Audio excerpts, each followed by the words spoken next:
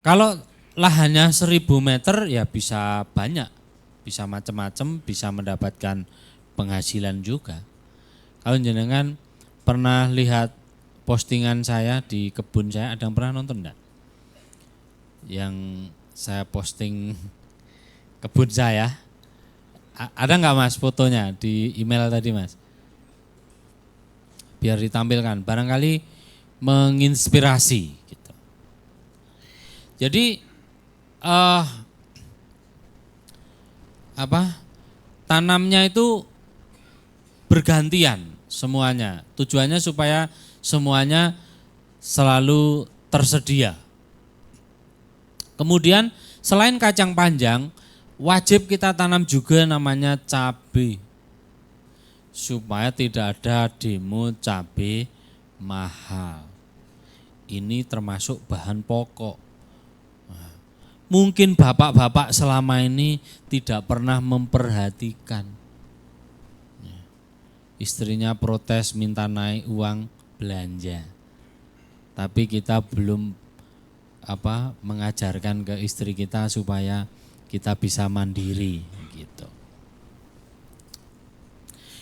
Selain cabai, kita juga perlu menanam terong. Kalau Pak Bayu menyarankan namanya terong belut. Nah, terong belut ini bermanfaat salah satu kandungannya meningkatkan hormon supaya laki-laki itu ya testosteron supaya bisa keras gitu. Bukan mengangkat istri, maksudnya tetap bisa perkasa gitu. Selain itu tomat ranti, ini penting. Tomat mawar. Tomat mawar ini bermanfaat untuk menjaga kesehatan prostat. Nah, cara konsumsinya nanti dibelah jadi 2, kemudian separuh kita panaskan menggunakan minyak. Misal kita punya minyak VCO atau lainnya, ambil 1 sendok teh, kemudian tomatnya tadi digoreng yang separuh. Tapi gorengnya itu bukan sampai matang, tapi begitu dia sudah layu langsung diangkat. Kemudian nanti dicampur dalam 1 blender untuk dibuat jus misalnya, seperti itu. Ini mencegah pembengkakan prostat. Ya.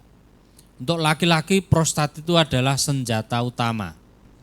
Kalau prostatnya lemah, maka ada yang namanya Joni enggak? Ada? Takutnya ada yang namanya Joni. Ya, si Joni lemes. Cara ngeceknya bagaimana? Apakah prostat kita itu baik-baik saja atau tidak? Nah, ketika jenengan buang air kecil, coba nanti dicek, ditahan. Jadi pas cur gitu, tahan di tengah-tengah, set gitu. Bisa set apa enggak? Kalau terus dia mengalir berarti los, dol, klepnya. Berarti prostatnya terganggu.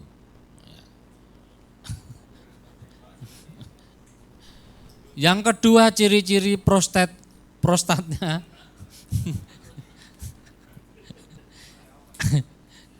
keseleo. Ciri-ciri prostatnya terganggu itu ketika buang air kecil netes. Jadi sudah cur gitu, udah selesai. Nah, harusnya set gitu, tapi dia tetap netes, tes. Nanti dicek ya. Setelah ini kan ya kalau netes aja itu tandanya prostatnya mulai terganggu. Bukan klepnya Pak. Prostat itu penyakitnya dia membengkak gitu loh. Membengkak sehingga menekan saluran kencingnya itu, kemudian susah buang air kecil. Ini penyakit bapak-bapak usia 60 ke atas. Betul ya Pak ya? Ini penyakit orang tua biasa seperti itu. Makanya kadang-kadang harus dikasih selang dan sebagainya supaya bisa buang air kecil. Karena ini ketekan oleh prostatnya, jadi nggak bisa keluar. Jalurnya itu kecepit. Nah, biasanya penyakit kedua itu tumor atau jadi kanker misalnya. Di situ, kanker prostat misalnya. Ciri-ciri yang berikutnya itu buang air kecil itu kadang bisa bercabang. Ya, jadi hancurnya itu bisa kanan kiri. Mohon maaf ya, kita ini bicarakan masalah kesehatan bukan berarti jorok atau porno, bukan. Ini ya bahasanya itu kita tidak bisa diganti dengan bahasa yang lebih halus sih. Kadang-kadang keceplosan nyebutnya itu kayak jorok gitu. Tapi ini edukasi ya, bukan pembelajaran ya, bukan mau berkata jorok gitu. Jadi kalau buang air kecil itu sudah seperti itu, nah ini perlu diperiksa dulu, diperiksa apakah ada gangguan di situ. Nah, kemudian langkah-langkah pengobatannya, pencegahannya juga, atau pengobatannya. Kalau sudah terjadi pembengkakan prostat, ini tadi ngomong ke bahan-bahan, mumpung ngomong ke prostat kita lanjut aja ya.